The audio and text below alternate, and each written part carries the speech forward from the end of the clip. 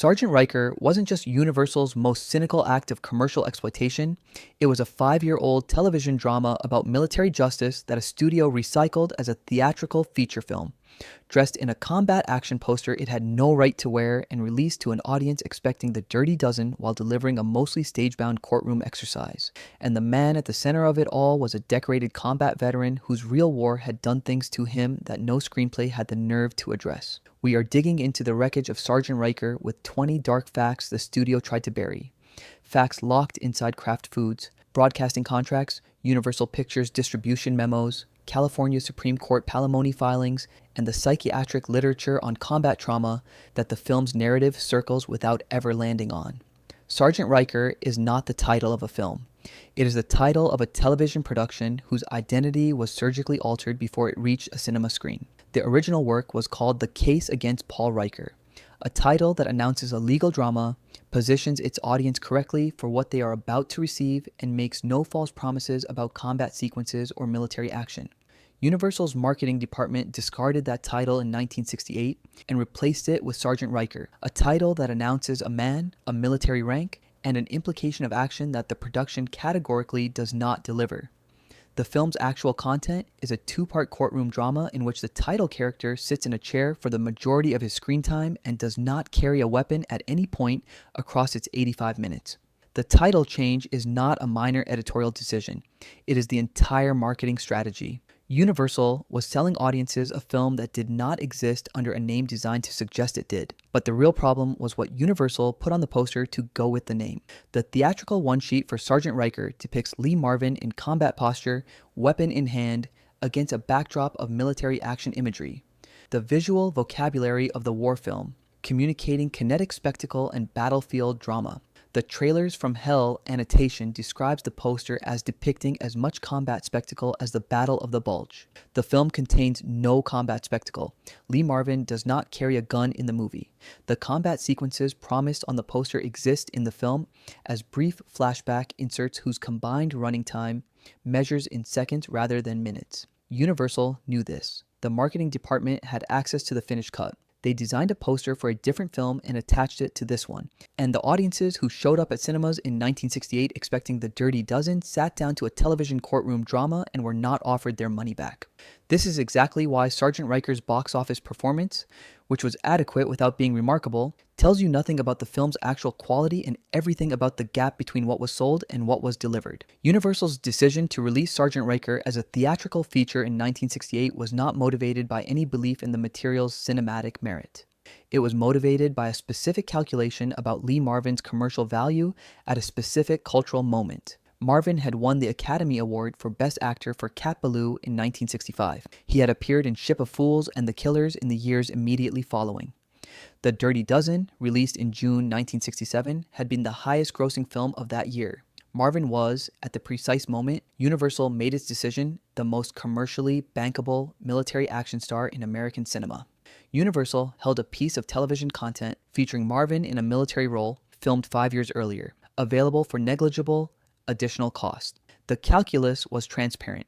Recut the television episodes, print the posters, collect the receipts. No additional photography was commissioned. No additional salary was negotiated. Universal was not making a film. It was monetizing an asset by attaching it to a name that had become worth money after the asset was already in the can. This is exactly why Sergeant Ryker is not a film in any meaningful production sense. It is a financial instrument wearing a film's clothing.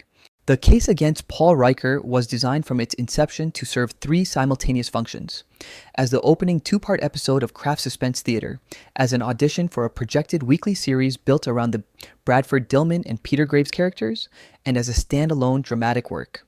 All 3 functions were fulfilled. The pilot aired on October 10th and 17th, 1963, launched the Kraft series, and generated sufficient network interest to commission what became Court Martial, a weekly legal drama starring Dillman and Graves as military lawyers, produced as a co-production with ITC in England and broadcast on ABC from 1965 to 1966. The Dillman and Graves characters who appear in Sergeant Ryker are therefore not the leads of this film. They are the leads of a television series whose pilot has been repackaged as a vehicle for the man who played their guest star. Lee Marvin is 7th billed in the original Kraft production. He is positioned as the film's star on every piece of theatrical marketing. The actual dramatic lead, Bradford Dillman, whose Captain Young drives every scene and carries the film's emotional and ethical architecture, was reduced to a supporting billing behind the man whose subsequent Oscar made him commercially necessary. But the real problem was not what Universal did to the billing. It was what they did to the cut. The editorial intervention that transformed two one-hour television episodes into an 85-minute theatrical feature required the removal of material whose absence is audible throughout the finished film. The television format, two 60-minute episodes, each structured with its own dramatic arc, commercial break rhythms, and act breaks, does not compress cleanly into a theatrical running time. The monthly film bulletin identified the problem with clinical accuracy, describing awkwardly incorporated flashbacks and a preponderance of close-ups that revealed the production's television origins. What the review was describing is a film whose storytelling architecture was designed for a different screen, a different duration, and a different audience relationship. The flashback structure, used to present Ryker's account of his secret mission, lands differently in a cinema where the audience's relationship to interrupted linear time is more demanding than in the living room experience the episodes were built for. Universal's editors removed material that smoothed the transitions and left the abruptness. This is exactly why Sergeant Ryker feels shorter than it should be and longer than it wants to be simultaneously. A structural wound inflicted in the editing suite. Sergeant Ryker belongs to a specific and largely forgotten cluster of Korean War productions, whose primary interest was not combat but institutional accountability, films and television dramas that use the Korean War's particular moral ambiguity as a backdrop for exploring what military justice actually looked like when applied to men who had survived things the legal system was not designed to process. The Rack, 1956, featuring Paul Newman as a Korean War veteran accused of collaboration with the enemy under duress, established the template. A Time Limit, 1957, in which Richard Widmark investigated a similar case, extended it. The Caine Mutiny, 1954, though set in World War II, provided the courtroom grammar. Sergeant Ryker does not cite any of these sources but inhabits their world completely, and trailers from Hell's Annotation makes the genealogy explicit. Lee Marvin had a small role as a trial witness in The Rack, meaning the star of Sergeant Ryker had already inhabited the same institutional landscape as a different character in the same subgenre years earlier, before anyone thought to cast him as the man on trial. But the real problem runs deeper than genre genealogy. It touches the specific historical anxiety that made the Korean War produce this many courtroom dramas in the first place. The premise of Sergeant Ryker, an American soldier accused of defecting to the enemy, did not emerge from a screenwriter's imagination. It emerged from one of the most disturbing and least publicly discussed episodes in American military history. During and after the Korean War, an unprecedented number of American prisoners of war were found to have collaborated with their North Korean and Chinese captors, producing propaganda statements, informing on fellow prisoners, participating in re-education programs. The military tribunal records for the post-armistice period contained 21 courts-martial for collaboration, resulting in 14 convictions. The actual number of men who had collaborated in some form was estimated by military investigators to be substantially higher. The explanation that military psychiatrists and sociologists eventually developed that American soldiers had been uniquely ill-prepared for the psychological experience of captivity and that the isolation techniques used against them were specifically calibrated to exploit that unpreparedness was not the explanation the Pentagon promoted publicly. The Pentagon preferred the narrative of individual moral failure. Sergeant Ryker's plot is built on the institutional suppression of a true story that would exonerate the accused. It is, in that precise sense, the war's actual history told backwards.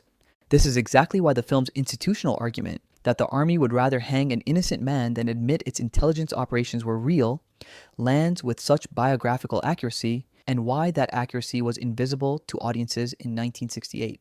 Lee Marvin enlisted in the United States Marine Corps in August 1942. He served as a scout sniper in the 4th Marine Division in the Pacific Theater, participating in 21 amphibious assaults on Japanese-held islands including Kwajalein, Eniwetok, and Saipan Tinian. On June 18, 1944, during the assault on Mount Tapachao during the Battle of Saipan, he was hit by machine gun fire that severed his sciatic nerve and received an additional wound from an enemy sniper. In 15 minutes, the company was reduced from 247 men to 6. Marvin spent the next 13 months in naval hospitals undergoing treatment. He was medically discharged with the rank of private first class. He had been a corporal, but been demoted for causing trouble. A biographical detail that carries its own dark precision in the context of a film about a soldier whose institutional record cannot save him. His body is buried at Arlington National Cemetery, between rows of men who died in the wars he survived. When Marvin plays Sergeant Ryker, a man whose military service is used against him by the institution he served, whose record of loyal conduct means nothing against the accusation of a system that has decided he is guilty, he is drawing on a relationship to the American military that no actor who hadn't bled for it could access. The stillness in his performance, the contempt that runs underneath the resignation, the specific quality of fury held barely in check during the testimony scenes. These are not technique. These are the textures of a man who knows what it actually costs to serve and what the institution actually thinks of the price. But the real problem was what the war had done to Marvin off-screen, in the decades between Saipan and the Kraft Suspense Theater studio. Lee Marvin's post-war biography, as documented in the Schaffner Press biography, Lee Marvin, Point Blank, is organized around a condition that the psychiatric establishment did not formally name until 1980 and that the American military did not acknowledge as service-connected until years after that. His wartime experiences deeply affected him for the remainder of his life. His biographers document the alcoholism, the rage, and the depression that characterized his adult life as flowing directly from what he witnessed at Saipan, where most of his company became casualties in 15 minutes, and where he lay on a stretcher wounded while a captured Japanese ammunition dump exploded nearby and blew him to the ground. The man who arrived in the Kraft Suspense Theater studio in 1963 to play a soldier court-martialed for actions his institution refused to understand had spent the previous 19 years carrying the weight of an institution that had sent him to Saipan and then given him a medical discharge and a Purple Heart, and wished him good luck. The Purple Heart is in the film's subtext. The PTSD is in Marvin's face during every scene. This is exactly why the courtroom testimony sequence, which even hostile critics acknowledge as the film's single undeniable achievement, registers with a force the script alone cannot account for. Lee Marvin's assessment of The Dirty Dozen, the film whose commercial success Universal was strip mining when it released Sergeant Ryker, was direct and entirely unglamorous. He said it was nothing like real war. He said this to anyone who asked, and he said it in print. He had fought in the Pacific. He had been carried off Saipan on a stretcher. The film that made him the most commercially valuable military action star in American cinema was, in his considered professional and biographical opinion, a lie. The film Universal, packaged as his follow-up to The Dirty Dozen, was a 5-year-old television drama about institutional injustice that he had filmed years before The Dirty Dozen existed. The star being used to sell audiences a false sequel to a film he considered dishonest was a man who had already done what the fiction was pretending to depict and found the fiction's account of it grotesque.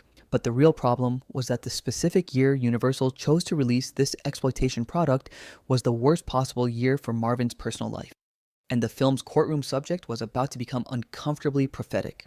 1968 was the year Universal released Sergeant Ryker. It was also the year Lee Marvin's relationship with Michelle Triola, a singer and actress he had been living with since 1965. The year of the Oscar, the year everything changed, was disintegrating. Triola had legally changed her surname to Marvin.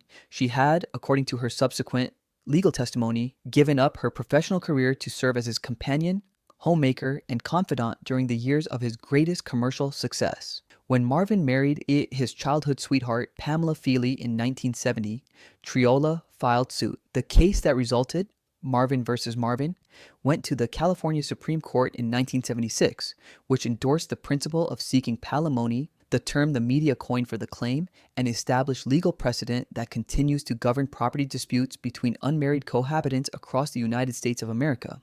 In 1979, more than 1,000 palimony suits were pending in California courts alone.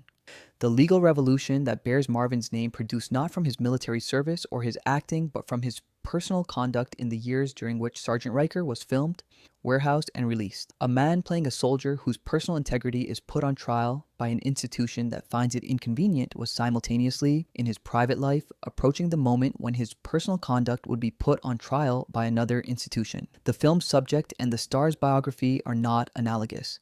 They are structurally identical. This is exactly why Sergeant Ryker, read against Marvin's biography, is a far more uncomfortable film than Universal intended to release. The production records for Kraft Suspense Theater identify Roy Huggins as the series' uncredited executive producer. This is not a minor credit dispute. Roy Huggins was the creator of Cheyenne, Maverick, 77 Sunset Strip, Run for Your Life, and Most consequentially, the Rockford Files. He was one of the most consistently intelligent creative minds in the history of American commercial television, a man whose instinct for character-driven genre fiction produced some of the medium's most durable work. He was also a man who had named names before HUAC in 1952, cooperated with the committee, provided the names of Communist Party members he had known during his brief period of party membership in the 1940s, and spent the rest of his career operating under the specific psychological weight that cooperation produced. The uncredited executive producer of the television production that Universal repackaged as Sergeant Ryker was a man who knew, from direct personal experience, exactly what it felt like to be interrogated by an institution about conduct it considered treasonous. He kept his name off the credits of the project. The man whose instincts had shaped it declined to put his name on it. That absence is its own kind of dark fact. But the real problem was not what Huggins did or did not claim. It was what Universal's recut left out of what he had shaped. The Monthly Film Bulletin noted in its 1968 review that Sergeant Ryker's garish color was so ill-matched that in several scenes Marvin's face changed from dull pink to tomato red in successive shots. This is not an aesthetic observation, it is a forensic one.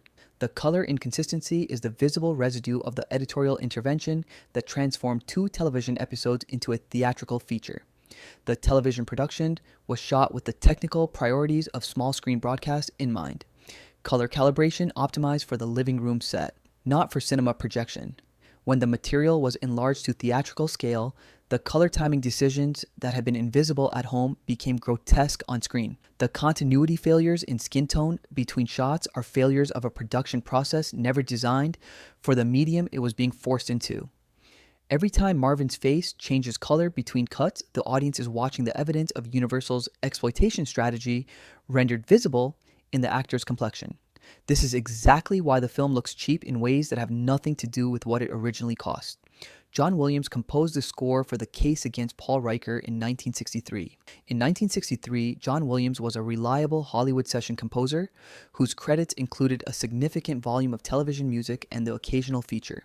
A journeyman of considerable talent whose name was not yet the cultural institution it would become after Jaws, Star Wars, and the 2 decades of collaboration with Steven Spielberg that followed.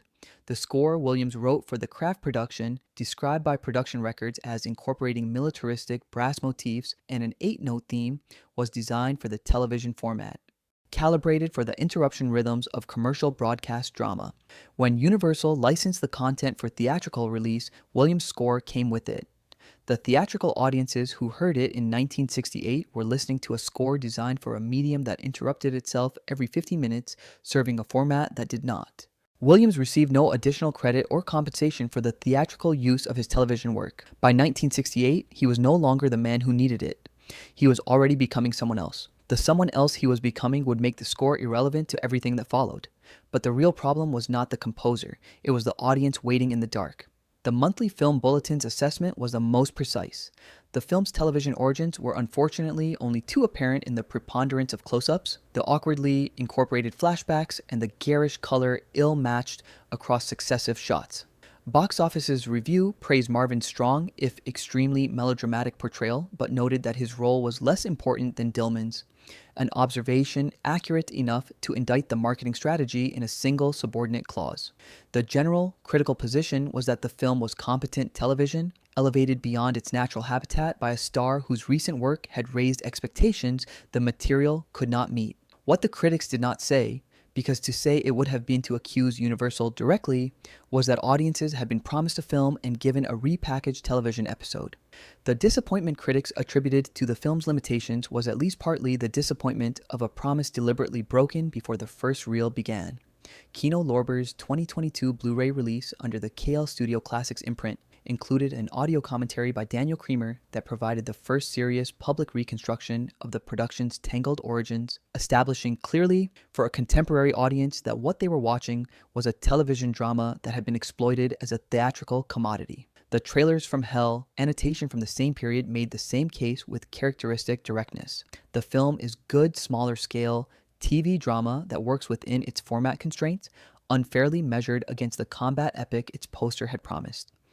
The Kino Lorber release also positioned the film correctly within the Marvin filmography.